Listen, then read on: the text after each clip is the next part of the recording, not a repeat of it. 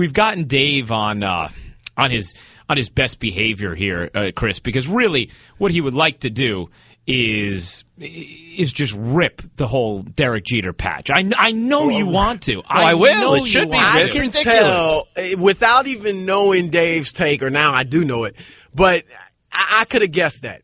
Just knowing him, he's a little surly. I'm not He's surly. critical. He's a skeptic. I could tell. You don't like the lovey-dovey things like this in sports, I right? don't like the money.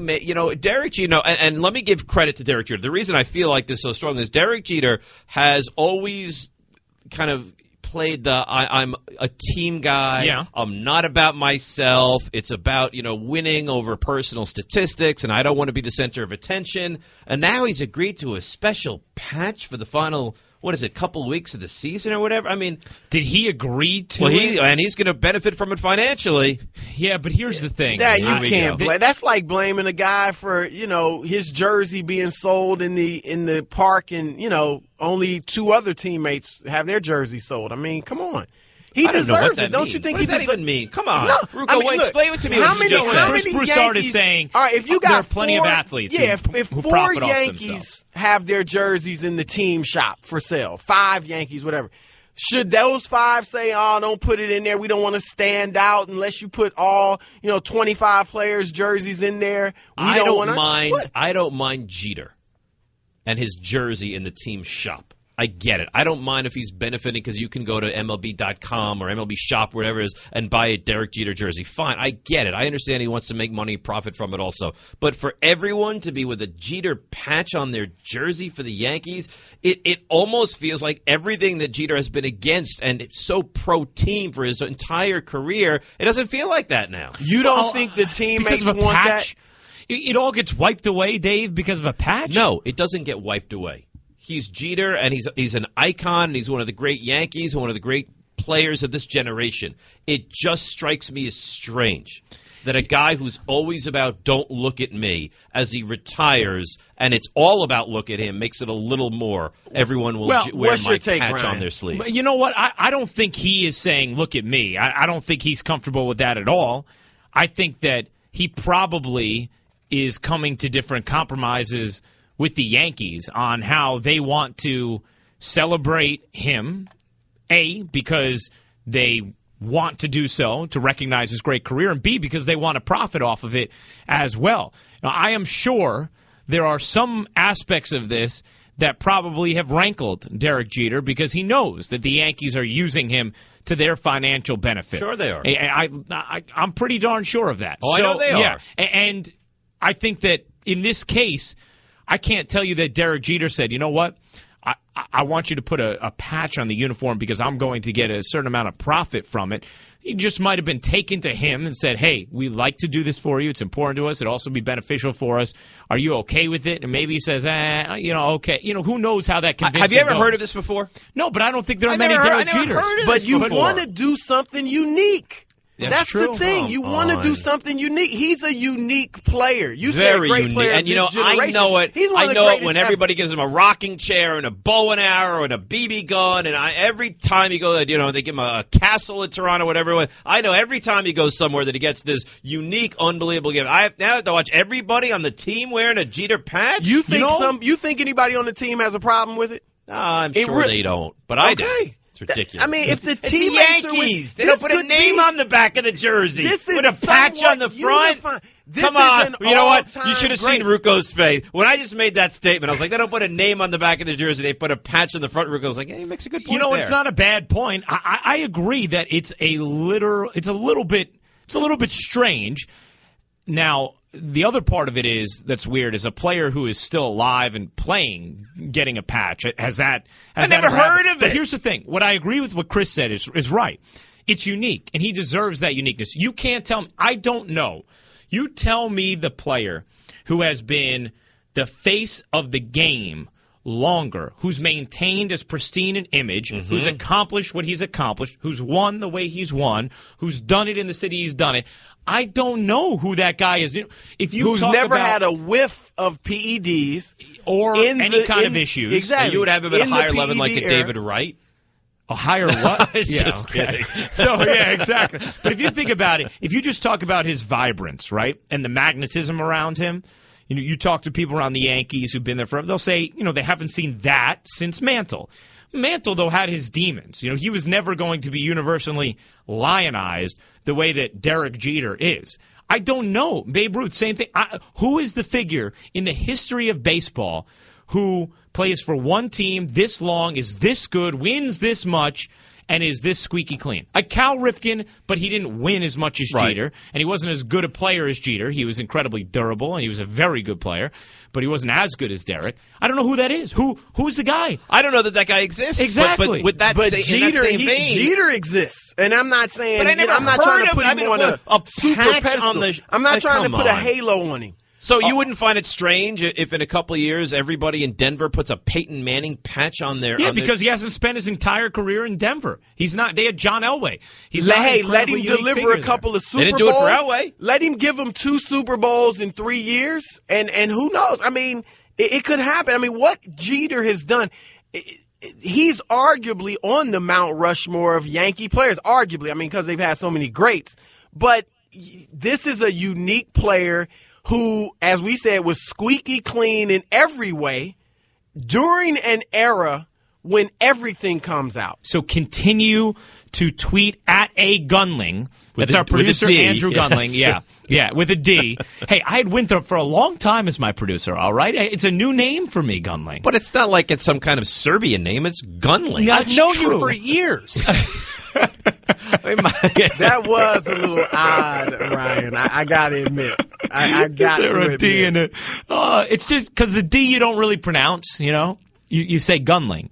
You don't say Gunling. You get all over me because I'm saying Chris's name wrong, Broussard's name wrong. Yeah, that's right. And Chris is being flashed around TV for years. You've known Andrew for how long? Well, a long time now. But and I consider myself a friend for a long time. But I thought there was a D there. I should have just gone with it. You're right, because there is.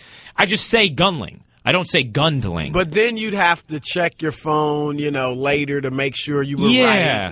Right. Look, you did the right thing. Don't let Rothenberg. You didn't do the right. It's surprising. It shows a lack of respect to your producer that you wouldn't know. I think it shows great respect that I wasn't going to just go with it. He's laughing. Yeah. Ken Delmo has a D in it also, by the way. So continue to tweet at A Gunling with how you would build Eric Decker back up after Mark Schlereth tore him down. Whoever comes up with the best way is going to win the Tony Parker meet and greet. So, I know a lot of you, strong reaction coming in on this, so we'll give you that chance. Just to recap, this was Mark just talking about Eric Decker really just not being all that good. The worst cover guy you have on your defense is assigned to Eric Decker every week. I'm telling you, you will go crazy, Dave. I know you're a New York guy. You're going to go crazy, and New York will go crazy watching him be covered one-on-one and incomplete passes, throwing his arms up, begging for flags.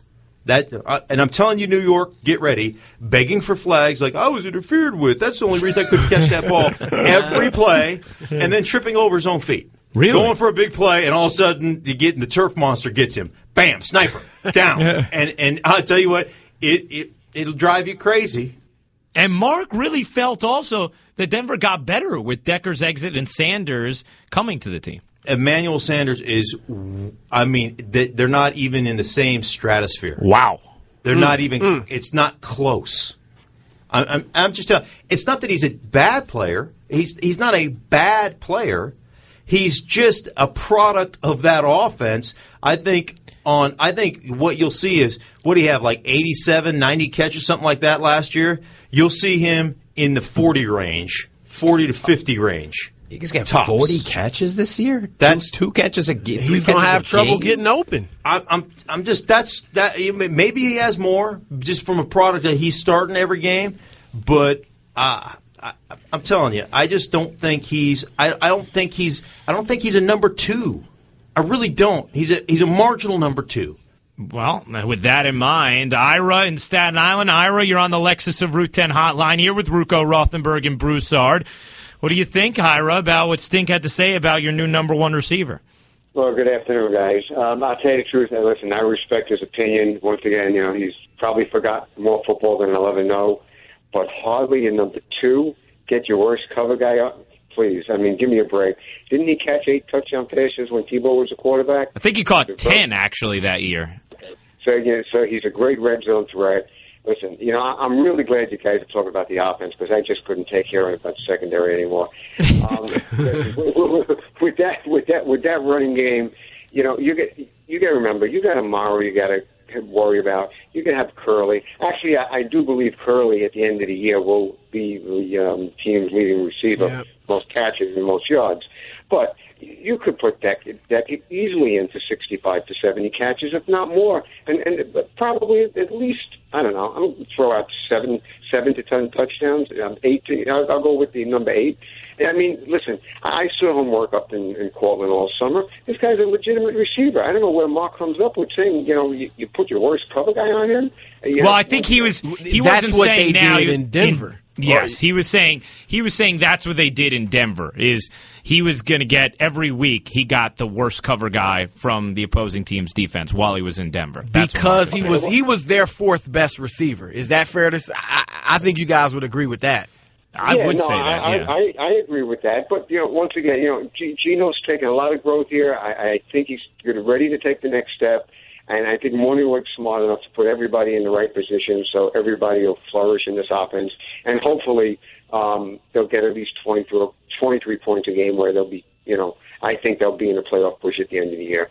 I think they will be too, Ira, and thanks for the call. Because even if Decker isn't great, he's still a heck of a lot better than what they have. Which has been my point the whole way through. I don't know. This guy's not going to turn into Lance Allworth by week 1. But I think he's a decent receiver. He's a decent to good receiver. Here's the thing.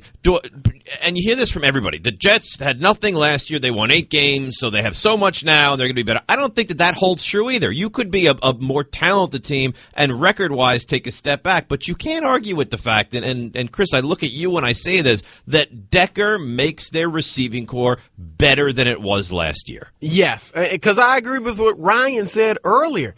That was probably the worst receiving core I've seen in my life. Yeah. They were horrible. They couldn't create anything. They dropped passes. It was terrible. So, yeah, Decker is a proven receiver in this league. He does make them better. I just, like you guys said, we haven't talked a lot about the offense because at times it's been brushed over like, oh, they added a bunch of new weapons, so they'll be fine. And I'm not only questioning Decker. I like Chris Johnson, but he's not what he was a few years ago, especially when he went for 2,000 yards. But he's nowhere close to that. He wasn't even 4 yards a carry last year. So all this talk about they've got all these weapons now. I think it's better, no doubt, and I think it'll be good enough to keep him in the playoff race, maybe even make it, because I think Rex is that good of a coach. But I just think we need to temper all the talk about Eric Decker's greatness, if you will. Oscar in the Bronx. Oscar, you're on the Lexus of Route 10 hotline. Hey, guys. Chris, you kept it real. He's a product of Peyton Manning. I agree. I don't think he's going to do that much damage. And also, too, you guys are being way too nice. I didn't think Gino could get him the ball like that. I don't know. 8 and 8, yeah, but Gino's not impressive. Morgan's been impressive. Well, but you know what, Oscar? Has he been impressive? No, Gino didn't overwhelm you, but at the end of the year, he was markedly better than he was at the beginning of the year. What more could you ask for? How many quarterbacks rookie year, straight out of the chute, here's the keys to the car, are really good quarterbacks? It almost never happens. Russell Wilson. Right? Yeah. Peyton Manning wasn't. Maybe Joe Flacco. RG3 Ryan, had a very good rookie year, but he hadn't done much since. And also, Oscar, think about what he was working with last year, too.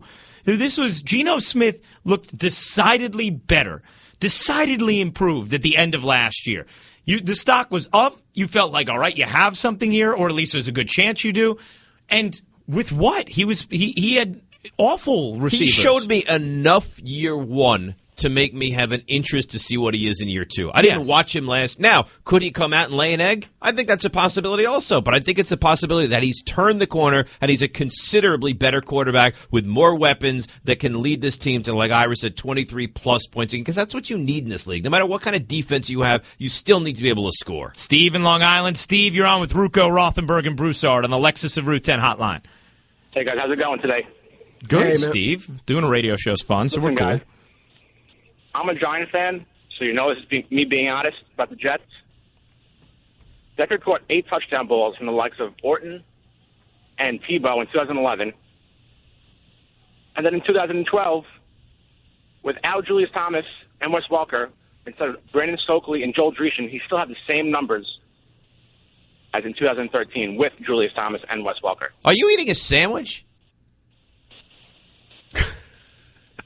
I think That wasn't a hard question. You talking about the pauses? Well, no, it sounds like he's It was like it was between two. I'll tell you what, he came with some good points. It did, but I was wondering what he was eating. I'm surprised you went at him like that, Dave, because he was backing up your argument. I didn't go at him. It just sounded to me like he was a little eating nervous. a sandwich. I think he was nervous. I think he was, You asked if he was eating a sandwich in a way as if you were going at him. It didn't sound curious. Here we it go. sounded accusatory. You mean like the way you guys continuously go at me? That's what it sounded like? Something similar. It wasn't. Are you eating a sandwich? It was. Are you eating a sandwich? Well, because if he was in fact, how dare you eat a sandwich when? Well, if you're calling a radio show and you're getting on the air, how dare you be eating a sandwich? He probably wasn't eating a sandwich. Well, he didn't. Well, you know what? He could have said that. He was just a little nervous. He's on the radio for the first time. He's talking to Ryan. You'll defend anybody, huh? You're unbelievable. Saturday night, the NASCAR season comes down to Richmond.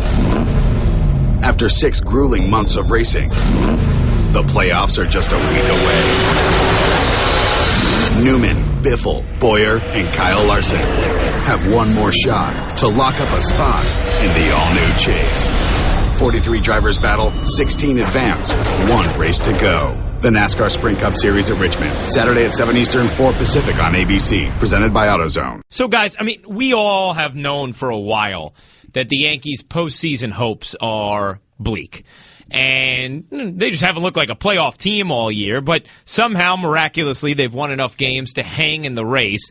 However, since they lost that rubber game to the Tigers in Detroit last week, they really have not played good baseball. They've lost 4 of 5, and you just can't do that at this time of year if you're going to have any shot at capturing one of those postseason spots when you're trying to jump multiple teams. So the question today would be, after getting walloped by the Red Sox last night, is it time to officially pronounce them dead? I don't think I can make it official yet, because last time I was ready to do that. They then won the 4 or 5 in a row, and all of a sudden they were within a game and a half, 2 games, and they had a series upcoming against Detroit. But this team has not looked like a playoff team for now, 136 games?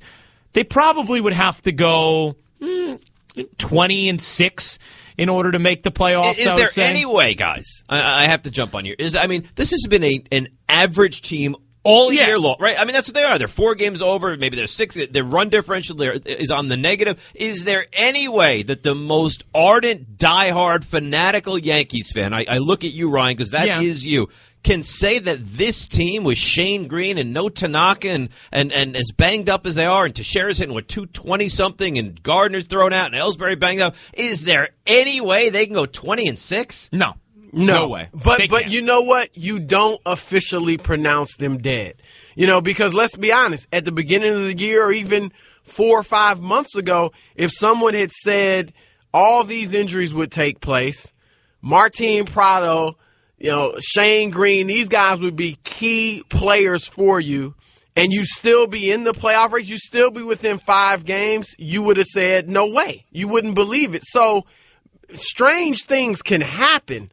The problem is Ryan, what you said, they were playing good baseball a few weeks ago, then they've gone in this slide. This is what they do.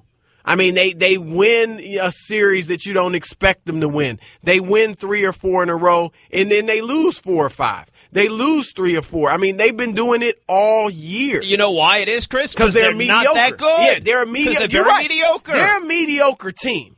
but you still hold out hope if you're a Yankees fan. That's all I'm saying. I mean, they're not a playoff caliber team. And Detroit, to me, is, even though, you can talk about them struggling lately, they are a playoff caliber team. Seattle is a playoff caliber team, obviously Oakland. So they're not as good as those teams. But again, until it's over or until it's all but over, you hold out hope. The thing that helps to make that hope stay is that you have a couple teams who haven't been here before ahead of you in Seattle and in Kansas City. So if Detroit was to take over the division and hold on to the Central, you look at Seattle and Kansas City and say, okay, is there any chance that these two teams who have not been through a pennant race in recent history, I mean, for the Royals, it's been forever. And Were you born last time the Royals made the postseason? 85, I'm not making wasn't fun it? of you. 85. No, I wasn't. So in your life, you've seen the Yankees Wow. win 5 World Series. You've never seen the Royals win a postseason game. I haven't make seen it to them the postseason. play in a postseason game. Wow. Ryan, you don't, and I'm sure you remember this, Dave. The Royals used to be a good franchise. Oh, I mean, in George the 70s, Brett, they were tremendous Well, with Brett and Splittorff and Frank wasn't White, Freddie Neil Washington, Patek? and Wasn't he with the yeah? I Darryl mean, Porter. Yeah, My Uncle Joe grew up with Dennis Leonard as his best friend. Yeah. One of their all-time best pitchers, Yeah. Royal Hall of Famer. I know the rivalry with the Yankees and them met 3 years in a row in the league championship series. So, but my point is, guys, that would be the only thing that I could cling to and say, well, maybe those teams could go on some kind of collapse. But there's nothing about the kind of baseball the Yankees are playing that inspires me to think, oh, yeah, they have a shot to do this. Now, they're not so bad that they're all of a sudden going to be 10 games out. I don't think that. but does it matter? No. 5, 8, 10, 12. well, I mean, does it really matter? because they're still in the hunt. I mean, look, again, they're not that good, but there's hope. That's all there is to it. There's hope. But Chris, how much hope is there?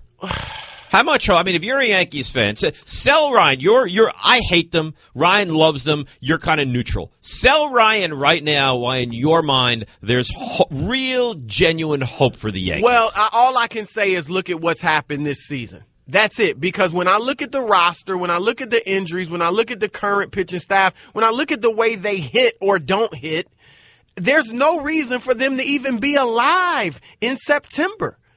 And so if they can catch a hot streak, which they've done, here and there, I mean, they haven't been able to sustain it, but they've done it for 5 games or so. If they can catch a hot streak, I don't even want to talk about Tanaka because I don't want to see him back. If I'm a Yankees fan, I don't even want him coming back, even if he's cleared. Just let him rest and bring him back next year. But, and like he said, Seattle, Kansas City, they haven't been there in a long time. Maybe the pressure could get to them. That's really all I can sell. I can't point to, even Ellsbury, who's been hot, now he's, banged up a little bit. So I can't point to a particular player, a particular pitcher, but I can just say all season long they've defied odds, not to a great extent, but to some extent to still be alive. And here's the other part of it. Now, they have to jump multiple teams. That's incredibly difficult. The Indians are right with them. The Blue Jays are only a half game behind them. Mariners, we know, Tigers ahead of them. But as a fan, if you can keep it within 3 games, 2.5 games, 2 games, I just want to continue to think these games are meaningful. Now, if you ask me, Dave, what percentage chance would I give them of actually pulling this off now?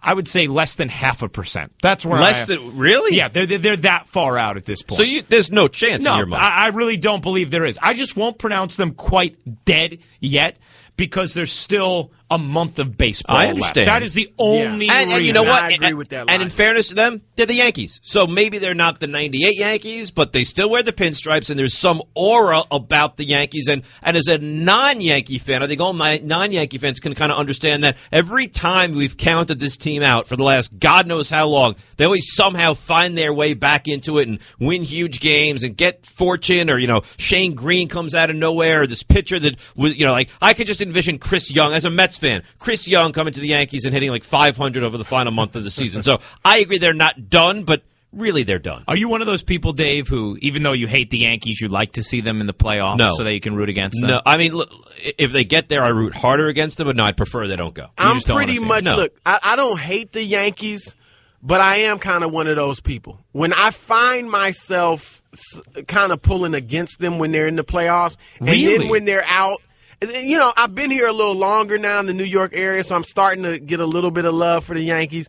But I have found myself pulling against them, and then when they lose, it's just not as interesting. But this is the same guy that who's your team?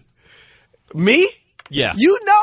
Who's your team? I don't have a team. He doesn't have a team. So how could you really hate a team if you don't even have a team? Nah, I've told you I've pulled against the Yankees the past few years just because I felt, and it's not their fault. They're not doing anything wrong, but it's just unfair.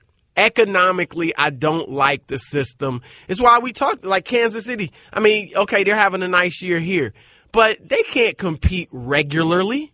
They're going to lose any of their players that become stars. In a few years, the Yankees, the Red Sox, they'll take their players. So I have felt it's unfair. I've said if this was basketball and they had this system, the Knicks would have everybody. The Lakers would have everybody.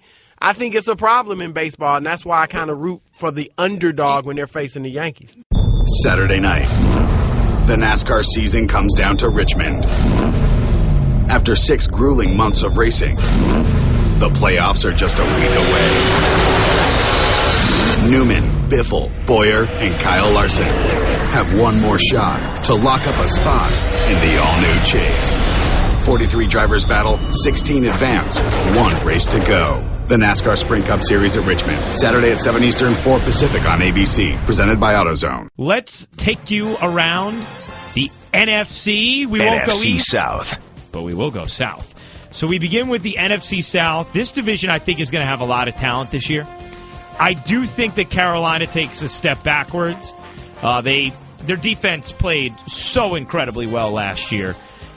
I have to see whether or not I believe they can do that again. I hate that they didn't address the receiver situation for Cam Newton. I know people like Kelvin Benjamin. Maybe he's going to have a nice connection with Cam Newton, but he really has no one to throw the football to. And I just am not sold on the defense performing like it did last year. I think Carolina will be a little bit worse than last year. I think Atlanta will be significantly better. But from everybody I know who went around to different camps, they loved Tampa Bay. Universally, across the board, loved Tampa Bay's talent on defense, loved the huge weapons on offense, the way McCown played last year. Like what he has to work with again. Look, he's taken 6'5" receivers with him wherever he goes, apparently. I think Tampa may very well win a wild card spot. We'll specify that tomorrow. I'm going to say they probably win 10 or 11 games, but that New Orleans, who I am very high on this year, will win the NFC South.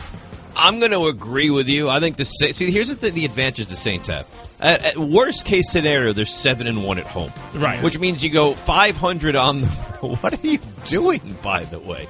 Well, you go 4-4 on the road, and you're back with 11 wins. So I think the Saints look defensively. They'll decently be able to get to the quarterback. They had Brandon Cooks. I love that kid out of Oregon State. I think he's a difference maker. They still have Jimmy Graham, who you were talking about Gronk earlier. Graham is the best tight end in the NFL. Breeze going to throw for 5,000 and 40 touchdowns in his sleep. So Saints won clearly for me. I like the Falcons and Buccaneers to battle out. I think this division is interesting. I think they've had a different division winner over the last 12 years or 13 years. I think that stays true this year. I think the Falcons will be much, much better. But remember, they did lose Tony Gonzalez, who was Matt Ryan's security blanket, and they're not a great defensive team. Bucs will make the biggest jump. Doug Martin back healthy. They had the big receiver from Texas A&M. And the Panthers, I just don't think they have the weapons. So I go Saints 1, Bucs and Falcons fighting out for 2, Panthers bringing up the rear in the NFC South. You guys are pretty much saying what everybody has as far as the Panthers. I mean, everybody is down on them, and obviously their receiving core is shot pretty much. I don't think I can't believe the way they just let that fall apart.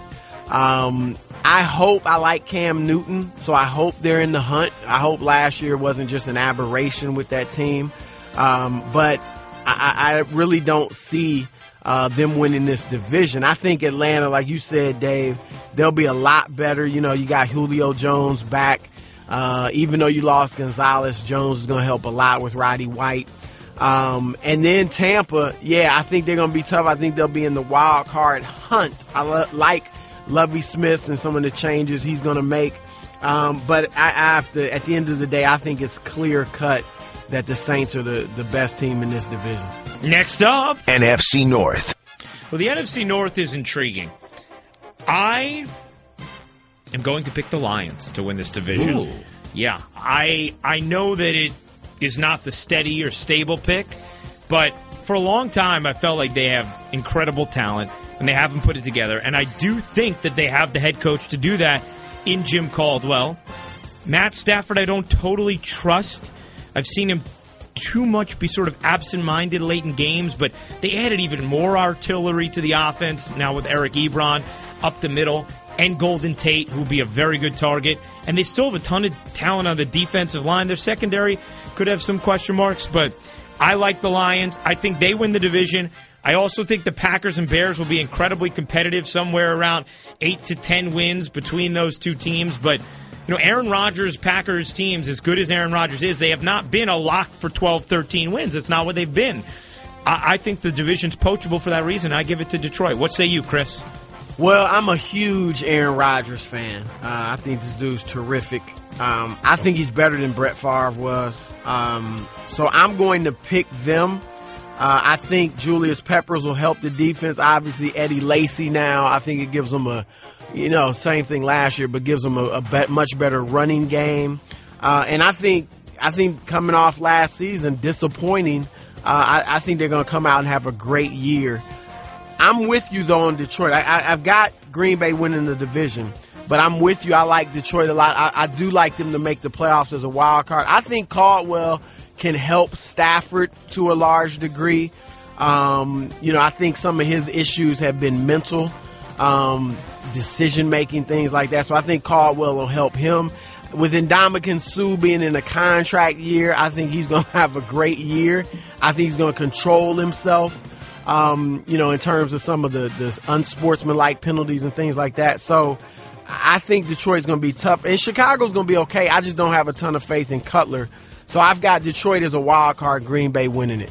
Yeah, I think, look, give me Aaron Rodgers over anybody else. Stafford, he needs to give me more. Caldwell, I like him. I'm not sold on him as a head coach of this team. I think the Bears' offense is good. I don't think their defense is. Packers every day of the week for me in the NFC North. Let's quickly go through the NFC West. I give it to Seattle. San Francisco, I do think, is a little bit down. St. Louis doesn't have the quarterback. Arizona, I don't think is quite as good. And Seattle, because of their home field advantage, they get at least 7 wins right there. I have to give them the division. What about you, Chris? Well, I'm going to give it to Seattle just like you. San Francisco, I still like them to make the playoffs as a wild card, but they got so many issues going on, not to mention the tension between Harbaugh and the front office. So they got all these off-the-field issues. Everybody has this thing about the Niners, and they're going to take a huge step back. You know what? The guy's been there 3 years. He's led them to 3 NFC championship games. That being said, I'll take the Seahawks because I think they're more complete. They came out with a fervor this preseason. Carroll is a very intense, wonderful head coach. I don't think they have a weakness, so I go Seahawks, but I do believe San Francisco goes back to the postseason. Saturday night, the NASCAR season comes down to Richmond. After 6 grueling months of racing, the playoffs are just a week away. Newman, Biffle, Boyer, and Kyle Larson have one more shot to lock up a spot in the all-new Chase. 43 drivers battle, 16 advance, 1 race to go. The NASCAR Sprint Cup Series at Richmond, Saturday at 7 Eastern, 4 Pacific on ABC, presented by AutoZone. It's division prediction time here on ESPN New York. AFC South. All right, guys. When it comes to the AFC South, it's hard to see any team other than Indianapolis winning this division, isn't it? I don't know how you see another team besides Indianapolis winning this division. For years, Houston had started to build, and then they gained our respect for a couple, but my gosh, did they drop off then after that. And their quarterback situations are so bad that they just had to bring in Ryan Mallett this late in the preseason. I like Jacksonville. I like what Gus Bradley's doing. I know some of the things they're doing personnel-wise, but they're not ready to win the division. I think the Colts win this division by 3 or 4 games incredibly easily. What say you, Chris? Yeah, I like the Colts, too. I actually think, one thing Schlereth said is that he thought it was pretty much a 2-team race between the Patriots and the Broncos. I think the Colts are in that race. I think, They're going to be tough, and I would probably pick against them to win the AFC, but I'm definitely picking them to be in the hunt, win this division. I think Houston will be much improved. I think last year was just a lost season that they'll bounce back from. And I wish Blake Bortles was getting the start in Jacksonville because that'd be fun to watch. I think he's got a bright future. But that said, it's the Colts. This is the worst division of football. I don't even think it's close. I mean, you can't even make arguments for the other teams. I think Houston, I mean, you have to be better. They were 2-14 last year. I like O'Brien. The quarterback situation certainly up in the air for them. The Titans, Wisenhunt, I know a lot of people like him, but the lack of talent. And I agree that Bortles is a guy that you're going to be able to hang your hat on for maybe years, but not this year. So you can only go with the Colts. And I don't think they're a great team or a complete team, but Andrew Luck is a phenomenal, I think an underrated quarterback. I think he's that good. I think he's up there in the elite level, and they should win this division by the end of November. I would think it'd be done. You think they got a shot at winning the conference? No, but Neither I think you guys? It wouldn't shock me if they went to the championship game. You know why I think they may, Chris? Because I think they might just be the team that accumulates enough wins to be a 1 seed. You think they could get the 1 seed in the AFC? Just because they could go 6-0 in their division. I mean, their division's that they bad. should, yeah. Denver's beginning to their schedule when they won't have Wes Welker is very, very difficult. And New England in recent years, they've shown them maybe a little bit more vulnerability early on in the regular season. They usually hit the gas, and they get their 13 wins or 12 wins. But I could see New England winning 12, Denver winning 12, and Indianapolis winning 13. I don't think that's crazy. And if they do, if Indianapolis gets a bye, then look out, because that is a nice home field advantage for them. And they just have to play one less game. So, yeah, why couldn't they then? Wouldn't you be shocked if they were in the Super Bowl, though? I would not be shocked. You would not. You give them a real chance to go to the Super Bowl. Yeah, I think the quarterback's that good. All and right, the but we all agree without even a second thought that it's the Colts in the South. Next up, AFC North. On the AFC North, it's interesting because the consensus pick has been Cincinnati. We know they're a team loaded with talent on both sides of the ball that gotten Geno Atkins back and a couple other guys who weren't healthy last year, but I think Pittsburgh's going to win the division. The end of last year, Ben Roethlisberger was playing as well as I had seen him play in probably 3 seasons, and I don't know for certain that will carry over, but Pittsburgh usually doesn't go that long without being a division winner, a playoff team. I know they almost pulled it off in that dramatic fashion at the end of last regular season because nobody wanted to win that wild card spot, but I think they're going to win the division. I don't believe in Baltimore. I still think they should have bad karma after the way they got rid of Bolden in the fashion that they did after he was a man-child for all of the postseason where they won the Super Bowl. Cleveland, I don't believe in Brian Hoyer and no Josh Gordon. And Cincinnati I like, but I can only have that kind of staying power faith in Cincinnati for so long. Pittsburgh is the team I expect to at some point regress to the mean. And in this case, that means win the division. I think they win the division, Dave. All right, I look at this division. Cleveland, forget it. Manziel, Hoyer, whoever it's going to be, they're not even in contention. There's 3 teams with the potential. I think Baltimore's offensive line is still a big problem. Pierce, Rice, their running game was not great last year. I don't think they have weapons. I know they added Steve Smith, the good Steve Smith, but he's at the end of his career now. So I'm going to take Baltimore out of the equation as well. It's down to Cincinnati and Pittsburgh for me, Ryan and Chris. But you know what? Andy Dalton's a guy that's in a big spot. I don't have any confidence in him, but he's proven that he can win the division. So I agree with you. It's nip and tuck, but I'm going to go with the Bengals because I think that he's good enough, and the rest of that team is so talented. You know, I like Jeremy Hill on this team. Bernard's going to get a real chance to get, 15, 20 carries a game. They have one of the most dynamic yet underrated receivers in A.J. Green. Geno Atkins is back healthy. I think the Bengals find a way to get this division done yet again. Yeah, Dave knows how I feel about Andy Dalton. I think he's underrated. No, I don't love him. Infatuated with him. But, I mean, look, the guy, first 3 years, his team has improved every year. He hasn't gotten it done in the playoffs. True. But it took Peyton Manning, and I'm not saying he's Peyton Manning, but Peyton Manning didn't get it done in the playoffs for a long time. So this guy has proven he can win, as you said, win a division. He's got great weapons. I think Cincinnati definitely wins this division. I think Pittsburgh will be better, and I think they'll be in the hunt and maybe even get one of those wild card spots. Obviously, Cleveland's going to struggle badly. Hopefully, Manziel gets in there, and it's at least exciting. And Baltimore, you mentioned bad karma. I mean, maybe they should have told Ray Rice to, on their own decision to sit out a few more games after the league, messed up on that decision. So I think that the karma is bad there. And I'll go with Pittsburgh as maybe a wild card team, but Cincinnati winning the division. All right, finally, as we save the East for tomorrow, we move to AFC West. Look, Denver has to be the call. Mm-hmm. I know Kansas City was good last year, but I think they take a step backwards this year. San Diego, I think, may actually take a step forwards, but not a big enough leap to catch Denver. Denver has improved personnel-wise on defense. They've gotten healthier on the offensive line compared to what they dealt with last year. People forget, Peyton Manning had to construct that offensive line on the fly during last season. He lost 2 starting left tackles, still ended up making it work. Or was it 3 starting offensive linemen? Whatever it was, there were heavy amounts of offensive linemen that they didn't have last year that they do this year. And Emmanuel Sanders, to me, is no drop-off from Eric Decker. If you listen to Mark Schlereth, it's actually an improvement. Plus, another year where Julius Thomas knows the Peyton Manning offense. Demaryius Thomas does as well. Peyton Manning's teams forever win at least 12 regular season games. That's a division title. The Denver Broncos win the AFC West. Chris, you go ahead. You take it. Yeah, that's interesting. It sounds like you might disagree, but I got to agree. I think the Broncos clearly win this division, although I think San Diego is going to be tough. I do have them sneaking into the playoffs as a wild card.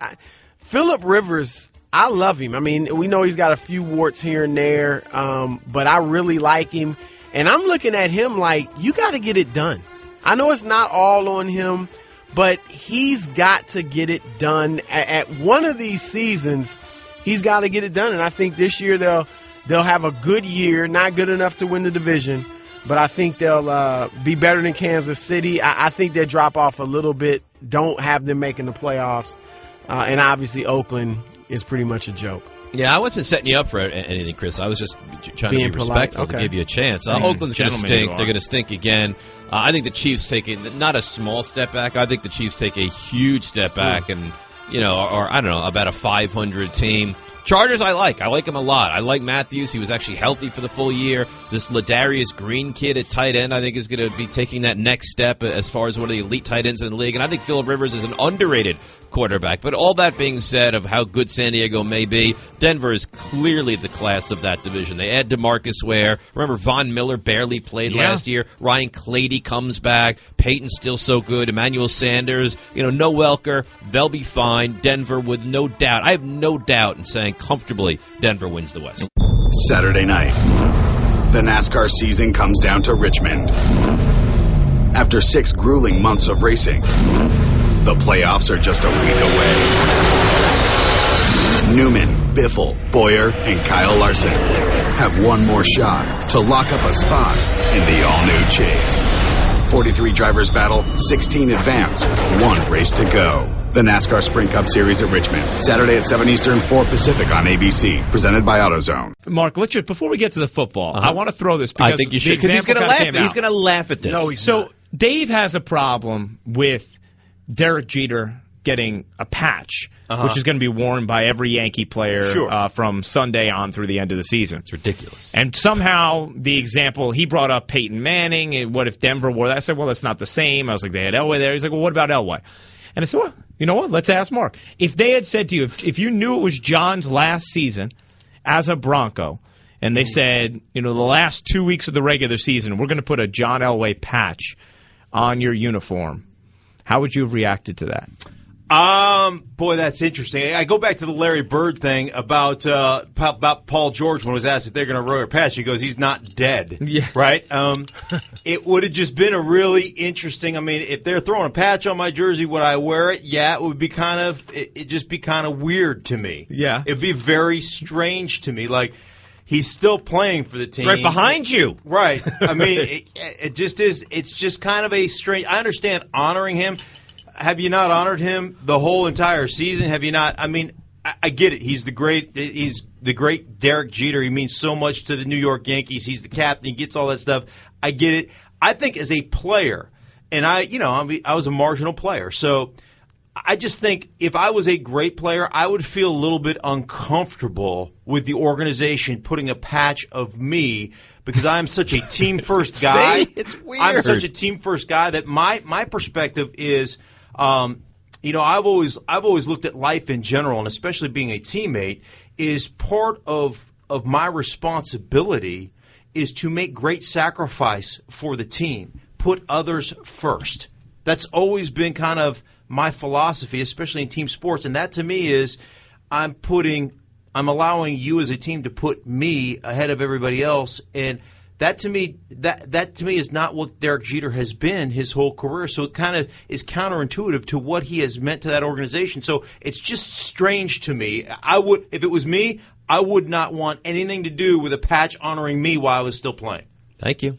That's why I love this guy. He wasn't as against it as you were, Rothenberg. Because he's more politically correct than I am. But if I think he likes it. He doesn't like. Oh, come on. No, let me ask it this way: if the Bulls, say in Michael Jordan's last year, had put a Michael Jordan patch on their uniforms, would anybody have had a problem with that? No, probably not.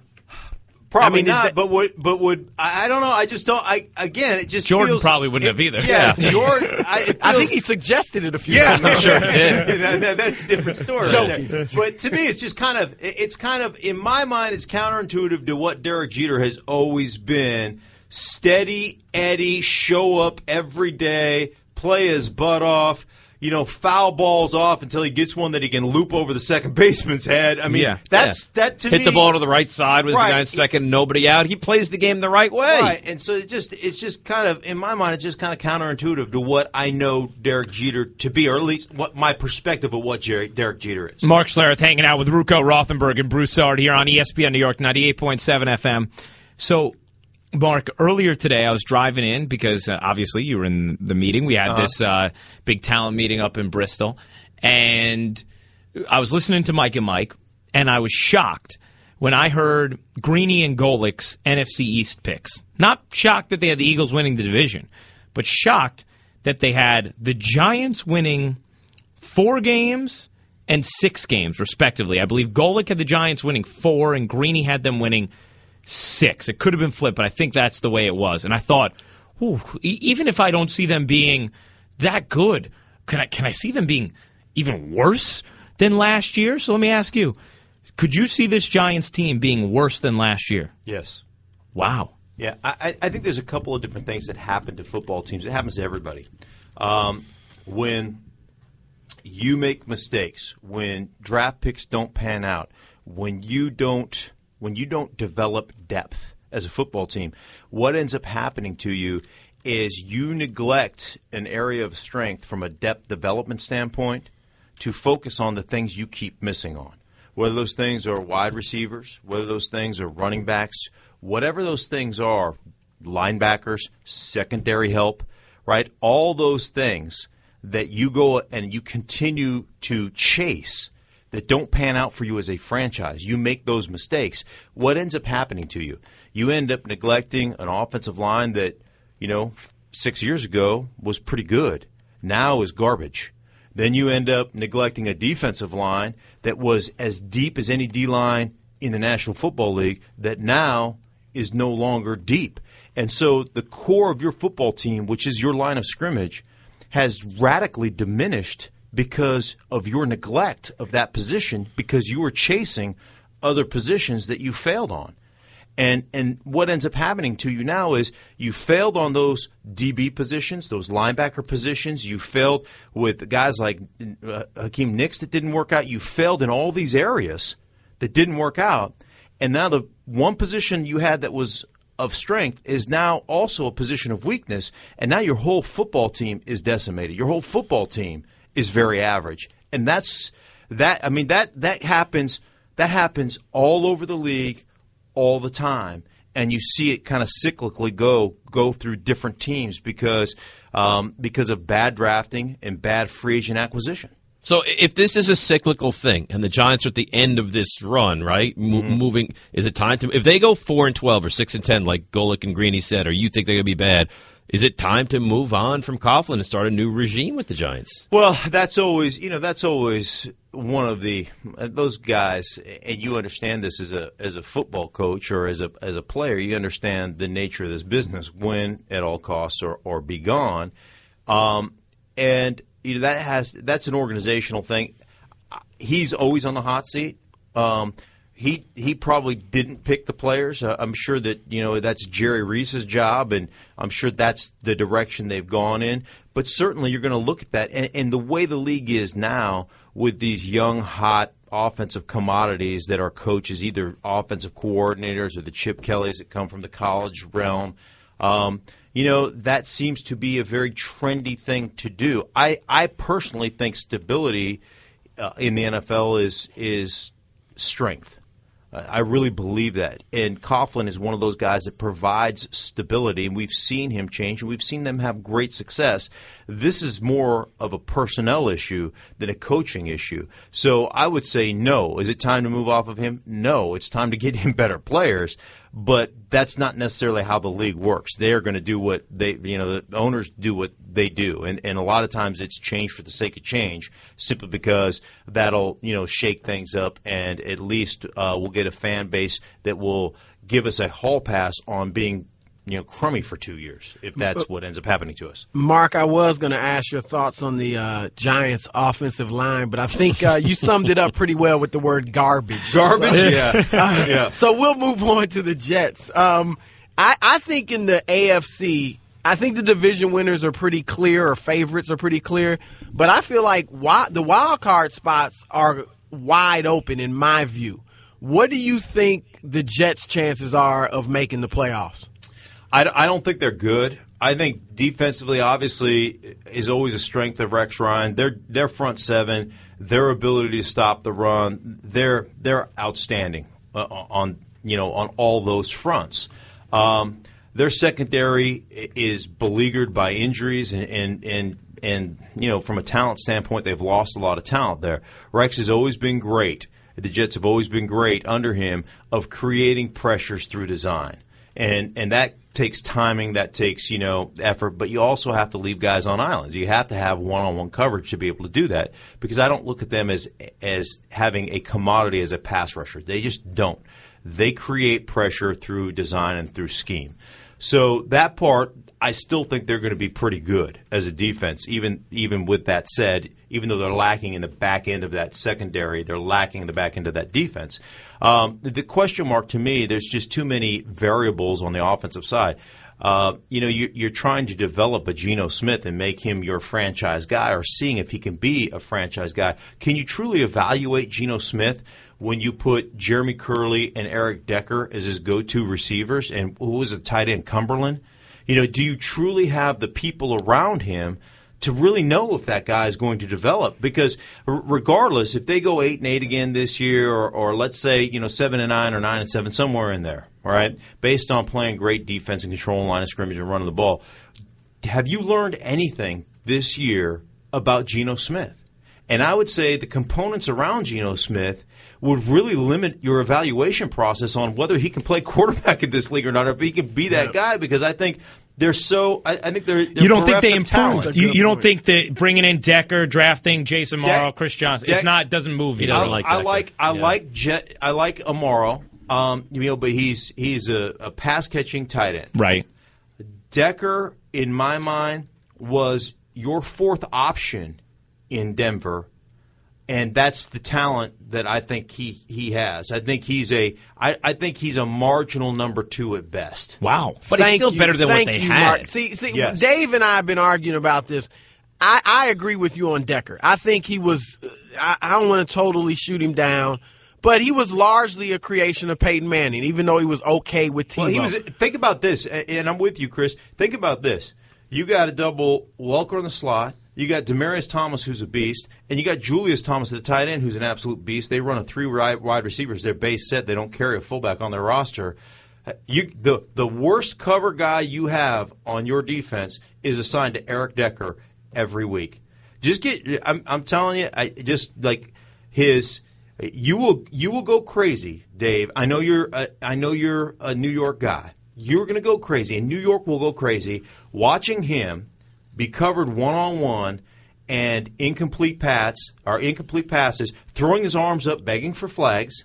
And I'm telling you, New York, get ready, begging for flags like I was interfered with. That's the only reason I couldn't catch that ball every play, and then tripping over his own feet. Really? Going for a big play, and all of a sudden the turf monster gets him. Bam, sniper, down. And I'll tell you what, it'll drive you crazy. It will absolutely drive you crazy. So is he not good? Like, you tell us. I mean, so is Emmanuel Sanders going to be amazing for the Broncos this year? Is that what it means? Emmanuel Sanders is, I mean, they're not even in the same stratosphere. Wow.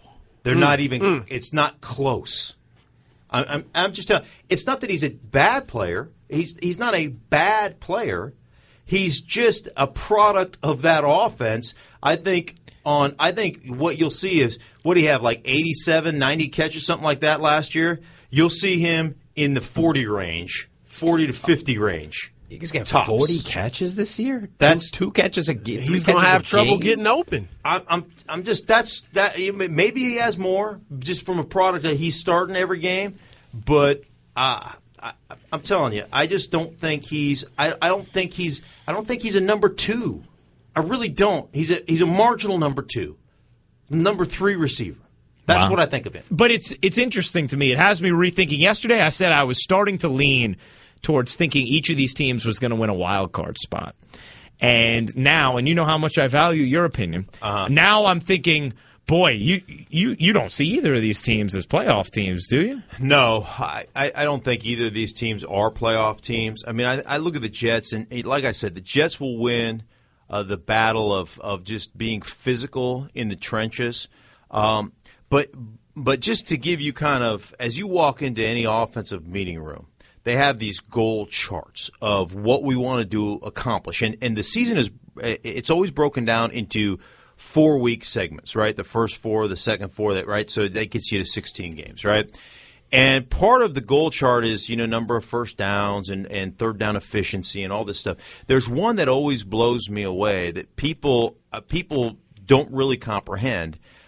Because they're like, really, that's it? And I'll give it to you. Scoring drive, one scoring drive of 60-plus yards. That can be a field goal or that can be, a touchdown. So that's it. One scoring drive. That's one of your weekly goals is one scoring drive of 60-plus yards. That's the expectation for the week? That's a goal, yes. And the reason is it's exceptionally hard for an offense to put 8, 10, 12 plays together that ends in a scoring drive. So it's hard. Like you mentioned in the break, the Jets, they'll run some screens and they'll do some things, that. But it's hard to put 8, 6-yard plays or 7-yard plays together, 10 7-yard plays together, and end up getting in the end zone or even kicking a field goal, because ultimately you're going to get an offsides penalty somewhere in there. You're going to get, a running back that gets tackled for a 2-yard loss. You're going to have a drop ball, and it puts you behind the chains, and it limits what you can call from a play calling standpoint. And so it's very difficult for any offensive team to put 10 plays together and go 80 yards. It's just a hard thing to do. And so when you lack the vertical aspect of an offense, when you lack that big play strike ability, then it really puts you behind the chains or behind the 8 ball when it comes to scoring points. And the Jets still don't have that. Right. Right. And obviously in this league, that it's become one of those wide open, let's outscore each other leagues. They don't have that element, that vertical big play element of their offense is pretty much non-existent. Unless you're going to get Chris Johnson to regain his form from his 2,000-yard season, which I just don't believe is going to happen. It's not the way their offense is built. Mark Schlereth hanging out with Ruocco, Rothenberg, and Broussard here on ESPN New York 98.7 FM. Mark, just looking at some favorites in each conference, is it still Denver's conference to you, Or has New England done enough to make you think they may actually be the favorites? I think New England. I think it's still Denver's, but I think New England has done enough to really tighten that gap, and I think it was fairly tight anyhow. A lot of that is dependent upon how their defensive line, how Wilfork, how he manages and controls, how Mayo comes back from his injury, because those to me are big pieces last year that they missed, and obviously. You look at Revis and some of their acquisitions on the defensive side of the ball. I think it really helps them quite a bit. I think they'll be much better offensively. I think they'll have better continuity. I think some of those young receivers will develop. I like LaFell in Carolina. I don't think he got a ton of opportunity in that offense, but I like LaFell and the reports from New England. He and Tom Brady have been kind of on the same page and developed chemistry. So, a lot of it depends on Gronk and his health, especially in the red zone, because he's that guy's a freak show. Yeah. So he's just a different. They just don't make dudes like that. Mm-hmm. I really think they've closed the gap, and I think, they're just. From a coaching standpoint, they're so smart and they execute so well. So I think they certainly are neck and neck with the Broncos. I look at the NFC and there's this whole thing about the Niners and the preseason's been so bad. I just tell you, I love Jim Harbaugh. Mm-hmm. I think he's one of the great coaches in this league. Now, defensively, they may take a step back, but I think they're capable offensively. I still think they're one of the 2 or 3 best teams in the NFC. I always say the games don't count, but they do matter in the preseason. It matters the way you set the tone. It matters the way you play. They managed a lot of their players, especially on the defensive side. I think they're going to be okay as well. I think they do a good job of controlling line of scrimmage. They had some guys banged up that didn't play on the offensive line. Boone sat out. He's an outstanding player. He sat out in a contract dispute. He's back. And I think they've upgraded offensively their receiver position. They were always kind of this tight end dependent in the middle of the field, the only guy that could really run on that team. I think they've gotten better. Stevie Johnson makes them better. You're going to see Crabtree come back and have a much better year. Anquan Bolden. I think they'll develop offensively, and they're going to be okay. And they may struggle a little bit coming out of the gate, but I still look at them as one of the top. They're certainly in my top 5 in the NFC, no question. It sounds like you like Denver in the AFC, but do you think they've done enough to improve to actually win the Super Bowl? Or even make it competitive? Right. Absolutely, and it has nothing to do with personnel, actually, which is going to shock a lot of people. It doesn't have to do with their personnel. It really has to do with attitude and with some of it has to do with personnel because they've made some shifts up front. But a lot of the problem, and everybody will talk about Peyton Manning and playoff time comes around and he doesn't play well and he chokes and all this stuff.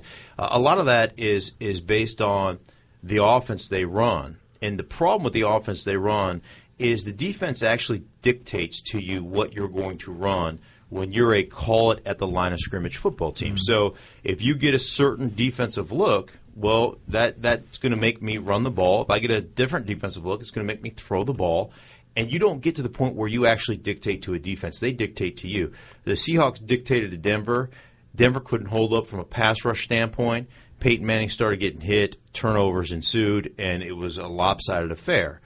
So I talked to Adam Gase, their offensive coordinator. I said, because we just had this conversation a couple of weeks ago, and I said, you have got to get to a point offensively where you can line up and run plays and dictate. Like, I don't care what you get in an 8-man front. We'll motion a tight end over. I'm going to assign a 370-pound or 350-pound offensive guard to your safety that's down in the box, and I'm going to try to shorten his neck.